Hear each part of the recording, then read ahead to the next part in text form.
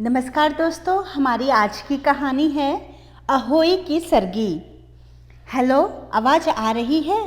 मैं क्या पूछ रही हूँ कि नवरात्रि में पूरे 9 दिन के व्रत रख रही हो? शकुंतला जी ने फ़ोन पर अपनी छोटी बहू विभा से पूछा। जी मम्मी, इस बार पूरे 9 दिन का कर रही हूँ। हाँ बहू, देवी माता का व्रत पूजा करना चाहिए। कन्या पूजन भी कर लेना अष्टमी को। शकुंतला जी ने बड़े प्यार से विभा से कहा। यह आपने अच्छी बात कही मम्मी जी, मैं जरूर कन्या पूजन करूंगी। विभा ने खुश होकर कहा। शकुंतला जी आजकल अपनी बड़ी बहू सविता के घर गई हुई थी। उन्होंने वहीं से फ़ोन करके विभा को बताया। विभा की शादी हुए 2 साल हो गए। उसकी 6 महीने की बेटी है। विभा अगले दिन बाजार जाकर कन्याओं के लिए लंच बॉक्स और हेयर बैंड ले आई। अष्टमी के दिन सुबह जल्दी उठकर विभा ने दुर्गा माता का भोग बनाया। हलवा, खीर, पूरी, काले चने और आलू टमाटर। विभा ने आदरपूर्वक कन्याओं के पैर धुलाकर भोजन कराया, उपहार दिए तो बच्चियां बहुत खुश हुई। और फिर दशहरा के बाद शकुंतला जी आ गई। आते ही उन्होंने घर की बागडोर फिर से अपने हाथ में ले ली। विभा को उन्होंने बड़ी बहू सविता के किस्से सुनाए। अधिकतर बातों से यह झलकता कि सविता कैसे अच्छी तरह से घर को मेंटेन करती है और इधर विभा का घर फैला रहता है। सविता खुद भी घर में भी तैयार होकर रहती है। विभा के तो न कपड़े ढंग के रहते और न ही चेहरा मोहरा। विभा शकुंतला जी की बात का बुरा न मानकर सोचा करती कि सविता भाभी के तो बच्चे बड़े हो गए हैं तो उन्हें घर संभालने का समय मिल जाता है और स्वयं को भी तैयार रख पाती हैं, और विभा का तो समय ही कम पड़ जाता है। 6 महीने की बेटी चंचल का काम, सोना, जागना, नहलाना, घर के कामों के बाद विभा को रात में ही आराम मिलता, वो भी जब चंचल रात को सो जाए, नहीं तो रात को भी चैन नहीं। विभा शकुंतला जी को अपनी माँ के समान समझती और पलटकर कभी जवाब नहीं देती। विभा हमेशा यही सोचती कि जब चंचल बड़ी हो जाएगी तब जाकर वह भी अपने लिए समय निकाल पाएगी। दशहरे के बाद करवा चौथ आई। बड़े ही धूमधाम से सास बहू दोनों ने मिलकर करवा चौथ का व्रत किया। करवा चौथ के 4 दिन के बाद अहोई अष्टमी आई।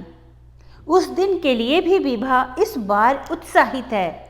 विभा अहोई अष्टमी के दिन एक दिन पहले शकुंतला जी से कहती है, मामी जी कल सुबह की सरगी के लिए मीठी सेवइयाँ, हलवा और मटर की कचौड़ी बना ली है। शकुंतला जी बोली, ठीक है, ज़्यादा तो नहीं बना ली है, मुझे ही तो खानी है। विभा बोली, मम्मी जी इस बार तो मैं भी व्रत रखूंगी क्योंकि चंचल हो गई है और यह व्रत संतान के लिए ही तो किया जाता है। शकुंतला जी बोली, अरे नहीं, तुम नहीं करोगी व्रत कल। यह व्रत सिर्फ और सिर्फ बेटों के लिए किया जाता है और बेटों की ही माँ करती हैं। तुम्हारे जब बेटा हो तब करना, बेटी के लिए यह नहीं कर सकती हो। विभा बोली, मम्मी जी पर शकुंतला जी ने कहा, पर वर कुछ नहीं, जो मैंने कह दिया वह फाइनल है। तुम व्रत नहीं रखोगी। जब बेटा हो तब रखना, बेटों के लिए ही यह व्रत किया जाता है, बेटियों के लिए नहीं।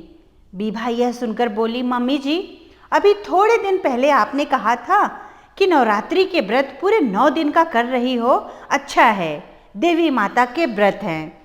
जब हम देवी माता की पूजा करते हैं इसका मतलब हम लड़कियों की पूजा करते हैं। लड़कियों से ही पूरा संसार होता है, तो फिर लड़के के लिए यह व्रत क्यों नहीं कर सकती हूँ? क्या लड़की संतान नहीं होती है? मेरी संतान अगर लड़की है तो मैं पूजा व्रत नहीं करूँ उसके लिए? ऐसा नहीं होगा।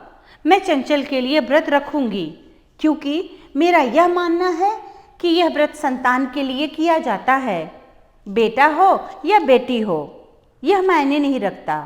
अगर किसी की बेटी है तो वह बेटी यानी अपनी संतान के लिए उसी प्रकार व्रत कर सकती है जैसे कि बेटे की माँ करती है। शकुंतला जी बोली, भाई अब तुम यह नई बातें निकाल रही हो। मैंने बेटी के लिए अहोई अष्टमी का व्रत किसी को करते नहीं सुना।